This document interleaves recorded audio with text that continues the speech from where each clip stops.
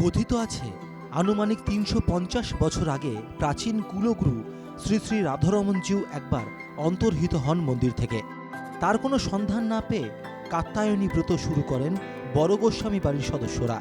রাধারমণজিউ নিখোঁজের ৩ দিন পর স্বপ্নাদৃষ্ট হন বড় গোস্বামী বাড়ির সদস্যরা। শান্তিপুর শহর থেকে কিছুটা দূরে দিকনগর এলাকায় একটি দিঘির নিচে খোঁজ মেলে শ্রী শ্রী রাধারমণজিউয়ের। তারপর তাঁকে তুলে আনা হয়। সেই বছর থেকেই কাত্যায়নী পুজো শুরু হয় বড় গোস্বামী বাড়িতে।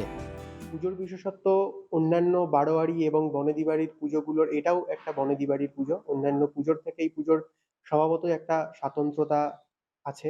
আপনারা দেখতে পাবেন যে মায়ের দুটো হাত বড় এবং বাকি ৮টি হাত ছোট ছোট, কলার ছড়ার নাই, এবং এই ৮টি হাতে কোনো অস্ত্র থাকে না, মা নিরস্ত্র থাকেন। এই ৮টি হাত নিরস্ত্র থাকার প্রধান কারণ হচ্ছে যা শান্তির প্রতীক। ২ হাতে মা অসুর দমন করছেন আর বাকি ৮টি হাত নিরস্ত্র, যার ফলে যা শান্তির প্রতীক। বৈষ্ণব পরিবার, তাই এখানে দেবী নিরস্ত্র, তাঁর 10টি হাতের মধ্যে 8টি হাতই ছোট এবং প্রতীকী 2টি হাত বড়, সিংহ নয়। গোস্বামী বাড়িতে দেবী আসেন শ্বেত অশ্বে।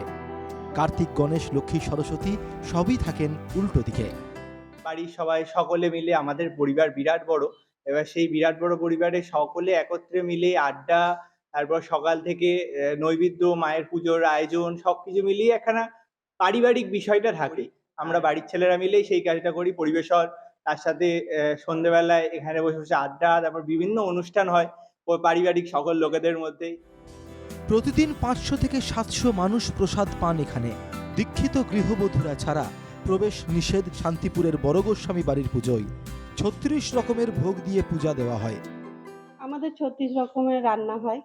তার মধ্যে প্রথমে থাকে মায়ের ভোগ হয়, খিচুড়ি ভোগ হয়। খিচুড়ি ভোগের সঙ্গে দেওয়া হয় বড়ি ভাজা, আলু ভাতে, 5 রকম ভাজা দিয়ে খিচুড়ি ভোগ দেওয়া হয় মাকে। তারপরে অন্ন ভোগ হয়।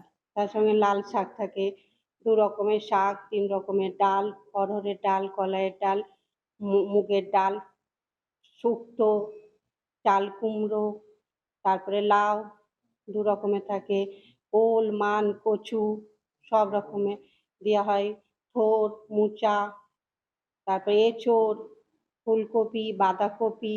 প্রতিদিনই এটা কি করা হয়? প্রত্যেক দিন 3টে দিনই আমাদের এইভাবেই ভোগটা দেওয়া হয় মাকে। দেবী এখানে পূজিত হন গোস্বামী বাড়ির নিজস্ব পুঁথিতে।